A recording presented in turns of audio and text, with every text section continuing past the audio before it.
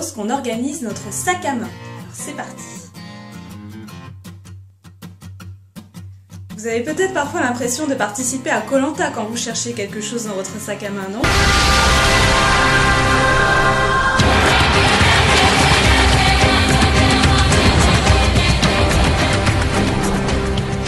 Équipe rouge, l'épreuve du jour. Retrouvez vos clés de voiture en moins de 10 secondes. 3, 2, 1, go!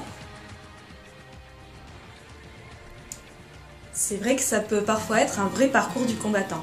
Mais avec mes 3 astuces, ça va devenir une vraie partie de plaisir. Première astuce, choisir un sac avec des poches. Oui, votre premier critère sera certainement esthétique, mais ne négligez pas le côté pratique. Et un sac pratique, c'est un sac avec plein de petites poches. Celle dont je ne pourrais me passer, c'est la poche arrière de mon sac. C'est celle où je mets tout ce qui me permet d'ouvrir une porte. Donc mes clés de voiture, mes clés de maison, le bip de mon portail ou encore le pass pour pouvoir rentrer à mon travail. J'ai déjà essayé de faire sans et ça m'a valu quelques crises de nerfs. J'ai également 2 petites poches sur les côtés pour y mettre mes mouchoirs, sans oublier l'intérieur, avec une poche centrale et 2 poches latérales pour notamment pouvoir mettre mon portable. Certaines d'entre vous voudront peut-être y mettre un peu de maquillage. Pour ma part, la poche centrale me suffit. Et si vous n'en avez pas, n'hésitez pas à acheter une petite trousse. Et si votre sac est vraiment dépourvu de poches, vous pouvez vous acheter un organiseur de sac. Vous aurez ainsi un sac rangé qui vous permettra de vous y retrouver facilement. Très pratique également si vous aimez changer de sac régulièrement. Passons maintenant à ma deuxième astuce. Ne gardez que l'essentiel. Un petit inventaire de votre sac de temps en temps ne fait pas de mal.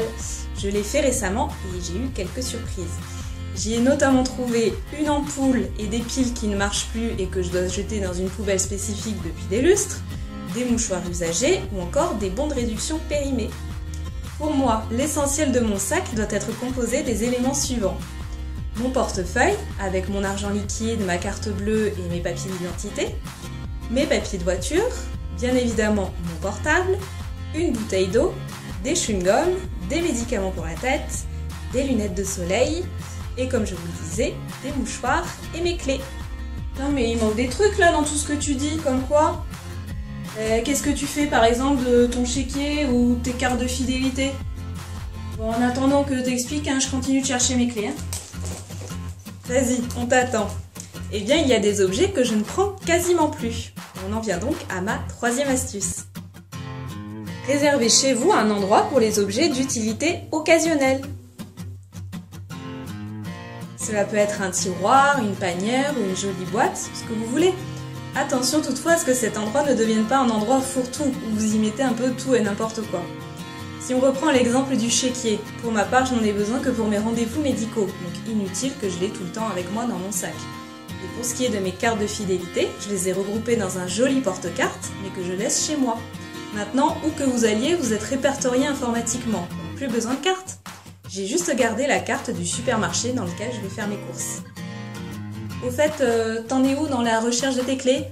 Ça y est, je les ai retrouvées enfin! Mais t'as raison, je vais m'acheter un sac avec des poches, j'en peux plus! Sage résolution. Comme je le dis souvent, s'organiser ne doit pas être considéré comme une contrainte, mais comme une aide à gagner du temps. Sur ces bonnes paroles, moi je vous dis à très vite pour devenir simplement organisé.